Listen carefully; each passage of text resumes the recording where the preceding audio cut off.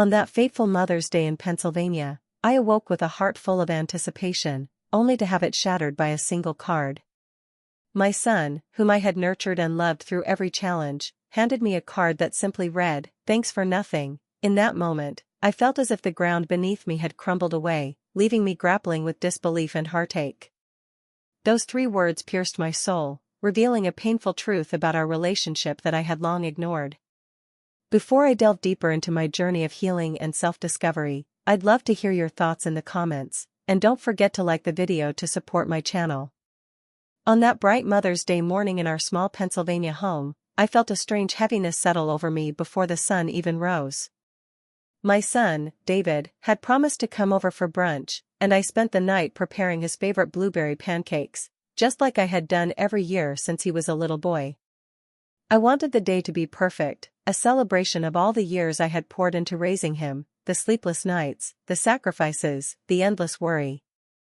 I had imagined his smile as he walked through the door, maybe a warm hug or a heartfelt "Thank you, Mom."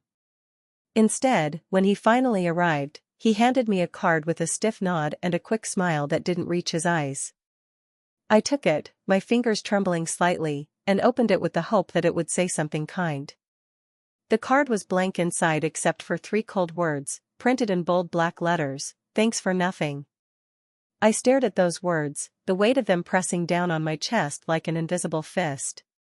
A gasp escaped my lips, but the room was silent except for the ticking of the clock on the wall. David looked away quickly, as if avoiding my reaction, but the sting was already searing through my heart. That simple card shattered the fragile illusion I had held on to for so long, that my love and devotion had mattered to him. I felt a sudden rush of disbelief and heartbreak, as if the years of care and sacrifice had been erased by those 4 words. I sank into my chair, the pancakes cooling on the table before me, untouched. Memories flooded back, every scraped knee I had kissed, every school play I attended, every late-night conversation when he was afraid or sad. I had been his rock, his nurse, his guide. I had worked 3 jobs at times to make sure he never wanted for anything, putting my own dreams and needs aside without a second thought. I had believed that love was enough, that my presence, my quiet support, would be recognized and appreciated. But now, here in this quiet kitchen, I felt invisible, unvalued, and utterly alone. All those years, I had held on to hope. Hope that David would see me as more than just a provider or a background figure in his life. I had dreamed of moments like this, Mother's Day, when we would share laughter and stories, when he would tell me he loved me and was thankful for all I had done. But that hope was now replaced by a cold, aching void. The man who sat across from me, my son, seemed like a stranger, someone I had never truly known. His eyes were distant, his smile forced, and the warmth I had once seen in them was gone. I tried to speak, to ask him why, to understand what had changed. But the words stuck in my throat, choked by a mixture of disbelief and sorrow. David shrugged and said simply, "I'm busy, Mom. Happy Mother's Day." Those words, casual and dismissive, were like another slap, cutting deeper than any physical wound. The son I had raised with love and patience was now a man who barely acknowledged my existence. As I sat there, the silence grew heavier, broken only by the soft clinking of the coffee cup in my trembling hands. I thought about the early mornings when I got up before dawn to prepare his breakfast, the countless times I had stayed awake through his illnesses, the sacrifices I had made so he could have a better life. I remembered the nights I cried quietly in my bedroom, worried about his future, wondering if I was doing enough. And now, all those years of devotion were met with cold indifference. The kitchen, once a place of warmth and laughter, felt like a cold room filled with shadows. Even the sunlight streaming through the window seemed pale, unable to chase away the gloom that had settled over me. I looked around at the photographs on the walls, images of David as a baby, a boy, a teenager, and felt a pang of grief for the relationship that had slipped away without warning. I thought about my own mother, who had passed away when I was young, leaving me with memories of her gentle hands and kind words. I had sworn to be different, to be the mother who was always there, no matter what. And yet, here I was, feeling abandoned by my own son. It was a cruel irony that the woman who had given everything was now left with nothing but a card that said, "Thanks for nothing." For a moment, I allowed myself to imagine what I must have done wrong. Was I too strict? Too lenient? Had I missed some sign of his unhappiness? But the truth was elusive, hidden behind a wall of silence and distance. David never talked about his feelings, never shared his struggles or disappointments. I had always thought that love would bridge any gap between us, but now I realized that love alone was not enough. The day wore on, and David left soon after, his goodbye cold and brief. I sat at the kitchen table long after he had gone, staring at the empty chair where he had sat. The pancakes were cold and soggy, untouched like my hopes. I felt a hollow ache inside, a profound loneliness that no one could see or understand. The family members who had gathered around us for holidays and birthdays seemed to look away, uncomfortable with the tension but unwilling to intervene. Their silence was a reminder that I was alone in this pain. In the quiet of that afternoon, I began to reflect on the years I had dedicated to raising David. I had worked as a school secretary, a caregiver, a volunteer, anything to ensure he had a stable home and a future. I had juggled jobs and responsibilities, always putting his needs first. I had believed that love was a silent contract between mother and child, unspoken but sacred. But now I questioned everything. Had I been invisible all along? Was my love seen as a burden rather than a gift? As the sun dipped below the horizon, I made a silent vow to myself. I would not let this moment define me. I would find a way to understand, to heal, and to reclaim my worth, no matter what David thought. The road ahead was uncertain and painful, but I knew I had to begin somewhere. I closed the card slowly, the words, "Thanks for nothing," still burning in my mind, but beneath the hurt, a small flicker of strength began to grow. I was more than his rejection. I was a woman who had given everything and deserved to be seen. That Mother's Day did not bring the celebration I had hoped for, but it marked the beginning of a journey to find my voice in the silence, to rebuild my heart from the shards of disappointment, and to rediscover the love I had always carried within me. After that painful Mother's Day, the distance between David and me only grew wider, like a chasm that no bridge could span. I found myself walking through a fog of confusion and despair, trying to understand how a lifetime of love could be met with such coldness. Every attempt I made to reach out was met with silence or sharp dismissals, and the emotional wounds deepened with each encounter. One afternoon, I called David, hoping maybe he would pick up and we could talk. The phone rang and rang, but he didn't answer. When he finally returned my call days later, his voice was clipped, almost indifferent. "I'm busy, Mom. Can we talk later?" Later never came. That was the pattern, my calls unanswered, my messages ignored, my presence in his life reduced to a faint echo. Each rejection carved away a piece of my heart, leaving me raw and exposed. I began to notice the subtle signs of his growing resentment. At family gatherings, when I tried to engage him in conversation, he would look away or give one-word answers. Once, I asked if he needed help with anything, and he snapped, "I'm fine. Stop treating me like a kid." His eyes held no warmth, only frustration and impatience. It hurt more than any argument could have. The son who once sought my comfort now seemed to view me as an obstacle, a burden to be avoided. The emotional distance wasn't the only pain. David's words became sharper, cutting through the fragile threads of our relationship. One evening, during a small family dinner, he leaned across the table and said, "You don't understand me." "You never did." The accusation stunned me. I had spent years trying to be there for him, trying to listen and guide, but now I was the one who didn't understand. I wanted to respond, to explain, but his words silenced me, leaving me feeling small and insignificant. The silence from the rest of the family was deafening. They watched the tension unfold but said nothing, as if afraid to get involved. Their avoidance only deepened my isolation. It was as though I was invisible, a ghost at the edges of their lives. I longed for someone to stand beside me, to acknowledge the pain I was experiencing, but the room remained cold and indifferent. At night, when the world was quiet, I wrestled with my own feelings of rejection and inadequacy. I questioned myself endlessly. Had I failed as a mother? Was I too demanding, too lenient, too present, or not present enough? The uncertainty gnawed at me, leaving me exhausted and confused. I wanted to believe that David's anger was temporary, a phase he would outgrow, but the growing distance told a different story. I remembered the countless times I had sacrificed my own needs for his sake, working late shifts, missing social events, putting my dreams on hold so he could have opportunities one never had. I had believed that love was enough to hold us together, that my presence alone would be a constant in his life.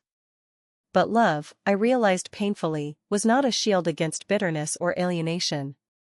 The emotional abuse was subtle but relentless. David's dismissive remarks, his refusal to acknowledge my efforts, his cold avoidance, they all chipped away at my sense of self-worth. I found myself withdrawing, afraid to reach out and be met with rejection once again. The woman who had once been the heart of the family was now a shadow, quietly enduring the pain without complaint. I tried to find solace in small things, watering the garden, reading old letters David had written as a child, listening to music that reminded me of happier times. But even these were tinged with sadness, reminders of a closeness that had slipped away. The house felt emptier, the rooms colder, as if the warmth had been sucked out by the growing rift between us. One afternoon, I confided in my neighbor, Mrs. Harper, a kind woman who had been a mother herself and understood the struggles of family life. "I don't know what I did wrong," I told her, tears streaming down my face. "I gave him everything, and now he acts like I'm nothing."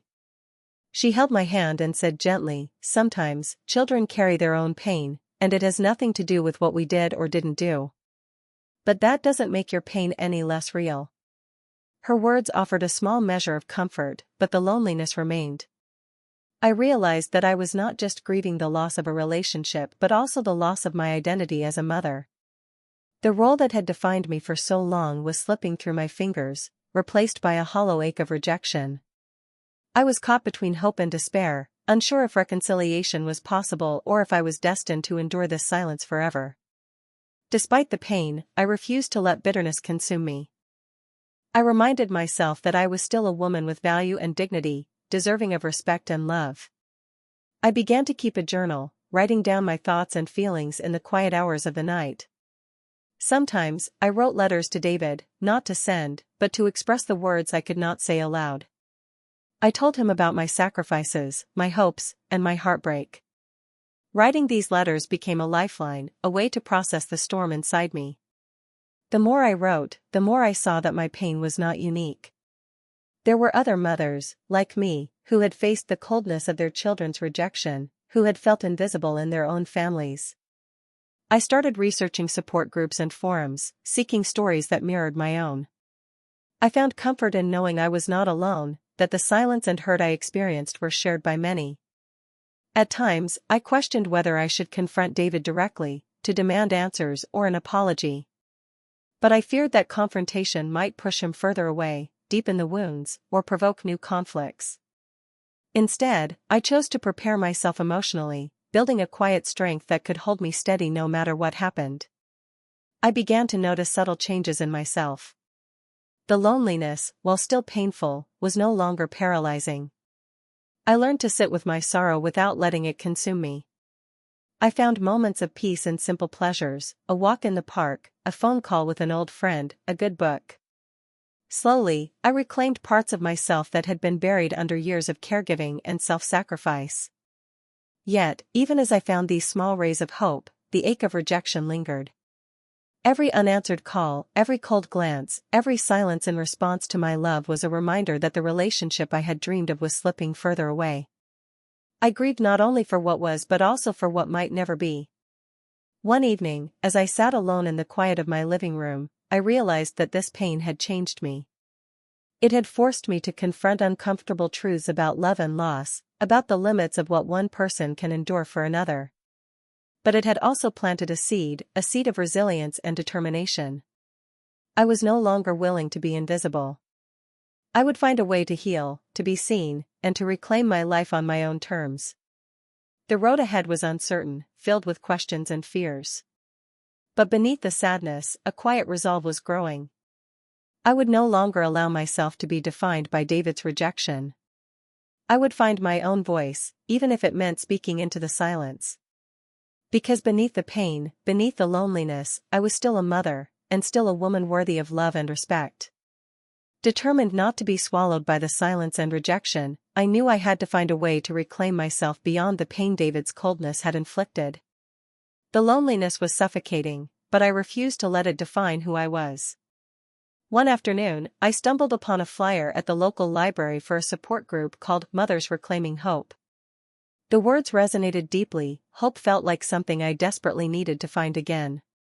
I called the number, and after a hesitant conversation, I found myself walking into a small, sunlit room filled with women who bore stories that mirrored my own. The group was a sanctuary of understanding and empathy. Each woman carried her own scars, abandoned by children, dismissed by families, silenced by years of neglect. Listening to their stories, I no longer felt alone in the shadow of my pain. One woman, Janet, shared how her daughter had cut off contact after a bitter argument, leaving her in a void of unanswered questions. Another, Maria, spoke of the guilt and shame she wrestled with when her son walked away from her life. Their voices were raw but hopeful, and in their courage, I found a spark of strength. I began attending the meetings regularly, each session peeling back layers of grief and isolation. We talked about forgiveness, not always for our children, but for ourselves, to free ourselves from the chains of bitterness. We discussed boundaries, self-care, and the daunting task of rebuilding lives fractured by rejection. I learned that enduring emotional pain was not a sign of weakness, but a testament to the depth of our love and resilience. Outside the meetings, I started writing again, pouring my heart onto the pages of a journal I kept hidden in my bedside drawer. These writings were different from the letters I had penned to David before. This time, I wrote not for him but for me, to untangle the knot of emotions that had tightened in my chest. I wrote about the years I had devoted to raising him, the sacrifices that had become invisible over time, and the quiet heartbreak of being dismissed by the very person I had loved most. Some nights, I wrote letters addressed to David, not to send but to release the weight of words trapped inside me. I told him about the dreams I had for us, the moments I had cherished, and the wounds his rejection left behind. Writing these unsent letters was an act of rebellion, a refusal to be silenced. It was my way of reclaiming my voice, even if it was only on paper. The process was painful but necessary. I confronted the bitterness that threatened to consume me and began to nurture a fragile hope that healing was possible. I realized that my love for David did not require his approval or acknowledgement to be valid. My worth was not tied to his acceptance but rooted in who I was as a woman and a mother. With this newfound perspective, I began to plan a way to confront David, a moment when I could express my feelings openly and honestly.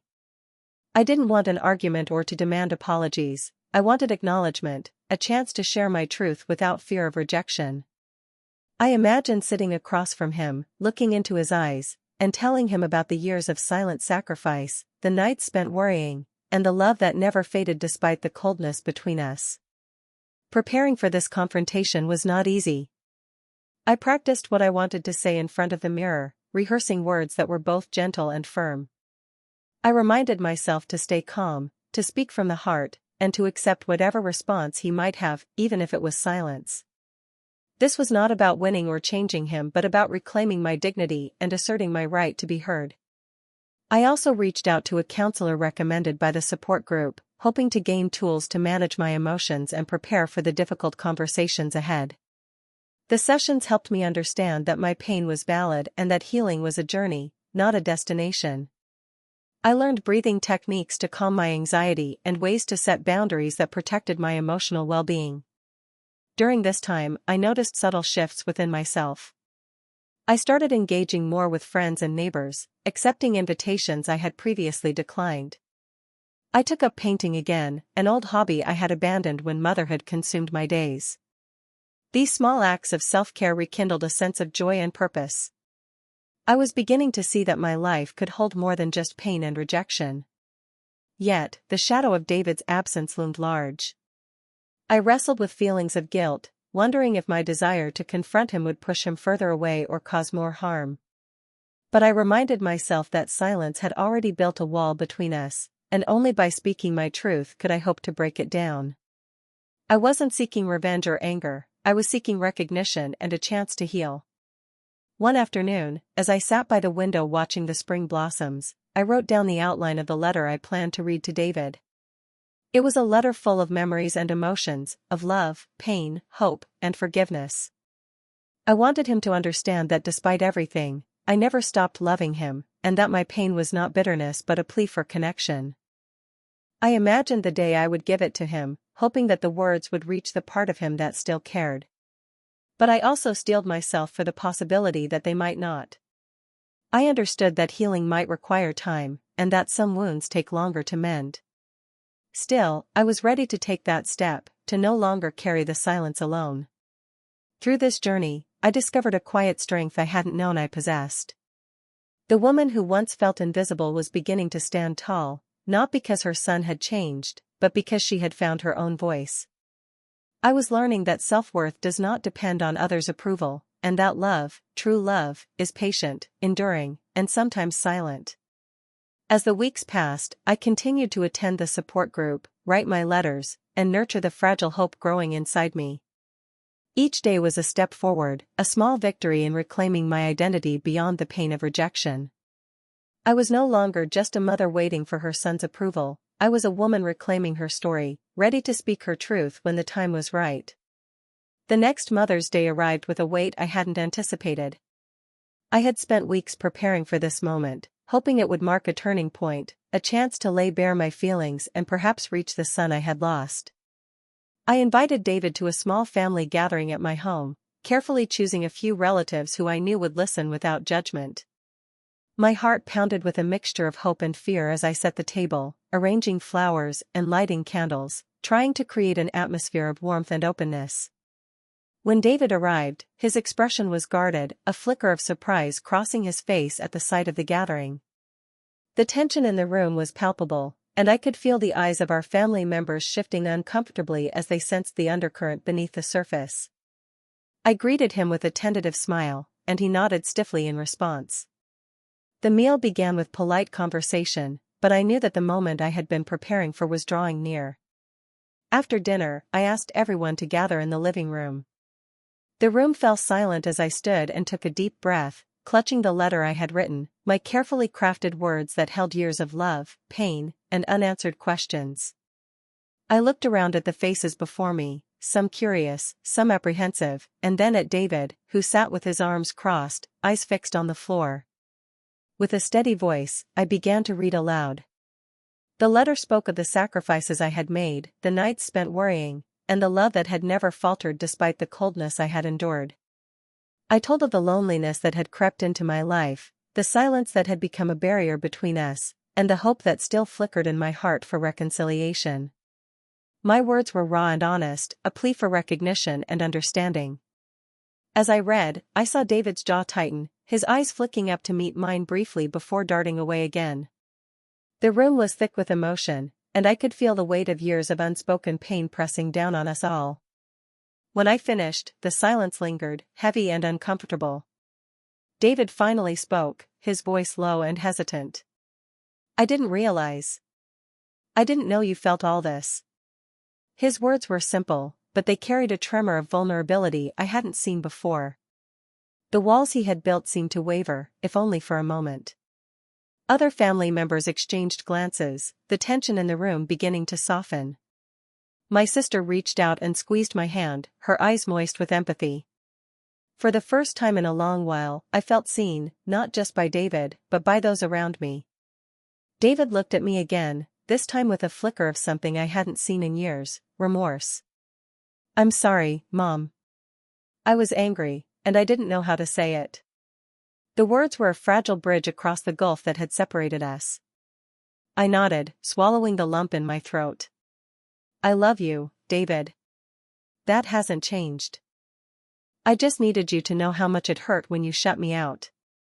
The room seemed to breathe with relief, the heavy silence giving way to tentative connection. That evening marked a shift in our family's dynamic. The barriers of silence and misunderstanding began to crack, revealing the possibility of healing beneath.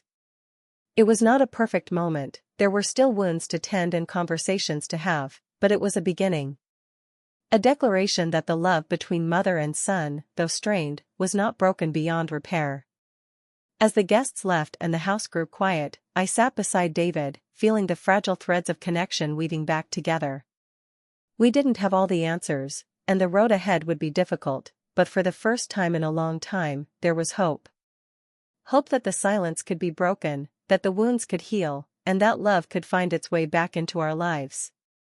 After that fragile Mother's Day gathering, I knew the path ahead would be long and uncertain. Yet, I embraced a new chapter, one not defined by waiting for David's approval but by nurturing my own healing and growth. The confrontation had opened a door, but I understood that true reconciliation was a journey, not a single event. I resolved to focus on rebuilding my life in ways that honored my worth and dignity, regardless of how our relationship might unfold. I began volunteering with a local organization dedicated to supporting estranged mothers and women facing family rejection. Each story I heard mirrored pieces of my own pain, the silent suffering, the aching loneliness, the struggle to reclaim identity beyond motherhood. Offering empathy and encouragement to others became a balm for my own wounds. I found purpose in being a voice for those who felt invisible, helping them see that their worth did not depend on the acceptance of those who had turned away. In the quiet moments between volunteering and daily routines, I rediscovered parts of myself I had long neglected. I took painting classes at the community center, my brush strokes an expression of the emotions I could not always put into words. I reconnected with old friends, allowing laughter and companionship to fill spaces once occupied by sorrow. Slowly, I built a life that was rich and meaningful on its own terms, not contingent on familial validation. The process of healing was neither linear nor easy. There were days when the hurt resurfaced, when memories of rejection cast long shadows. But I learned to sit with those feelings, acknowledging them without letting them define me. Meditation and journaling became daily rituals, grounding me in the present and reminding me of my resilience. I embraced self-care not as indulgence but as necessity, nurturing my body and spirit with kindness. Through these experiences, I came to understand that love is complex, it can wound and heal, bind and release. My love for David remained, but it no longer held me captive. I chose to love myself fiercely, to honor the woman I had become through trials and triumphs. I learned that healing was an act of courage, a testament to the enduring strength of the human heart. Reflecting on my journey, I saw it as bittersweet. I grieved the relationship that had been and mourned the loss of the mother-son bond one had once envisioned. Yet, I found hope in the possibility of new beginnings, both in my relationship with David and within myself. I understood that true worth comes from within, not from the validation of others. To those who have felt the sting of rejection, the ache of invisibility within their own families, I offer this story as a beacon. You are not alone. Your pain is real, but so is your strength. In reclaiming your narrative, you reclaim your power. Silence is not weakness, it can be the space where your voice grows stronger. Love yourself fiercely, stand tall, and walk forward with dignity. I am a mother who was once forgotten, but no longer. I am a woman who chose to rise, to heal, and to live fully on her own terms. And in that choice, I found freedom. If you loved the story, like the video and subscribe.